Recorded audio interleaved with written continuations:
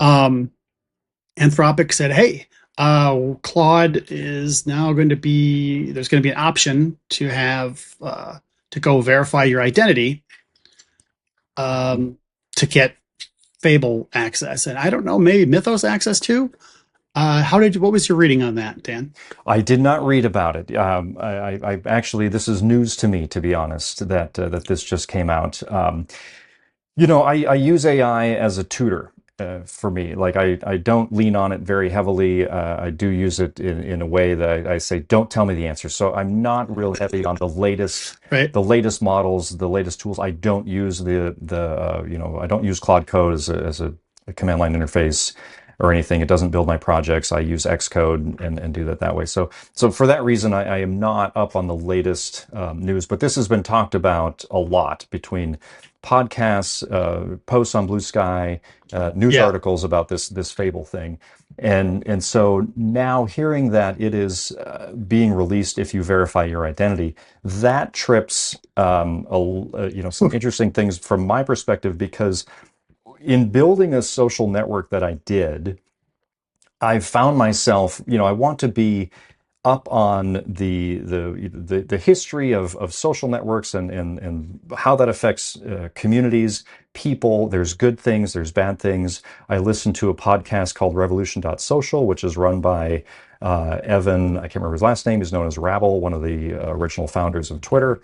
I've read a book called Silicon Values. I was just trying to look that up. Silicon Values by Gillian C. York. Very good book if you're interested in the history of social networks and the implications of you know filtering, moderating, and the effects on different societies throughout the world. Another book, reading about the effect of social networks is called Invisible Rulers, and that talks about the effect That's another of. book you said?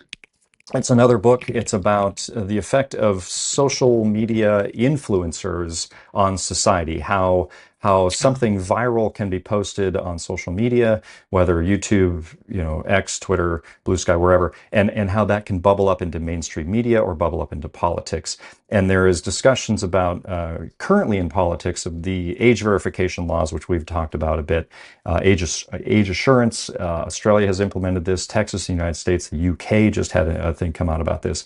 And now we want to verify the identity of people before they can use these social networks under the guise of child protection, which is nobody is going to argue against child protection, against child sexual abuse material, predatory practices against children. Absolutely, we need all of those protections, or those are dangers that social media brings. And the Absolutely. way that these governments are trying to, you know, get those protections in place is through identity verification. And so, because it's for child protection, absolutely, we want to agree with that. You don't want to argue against that. Can't argue You're against like protecting children, right? Nobody can argue absolutely. against that. Absolutely not. So now we're saying we need to identify everybody on the internet. That is bad.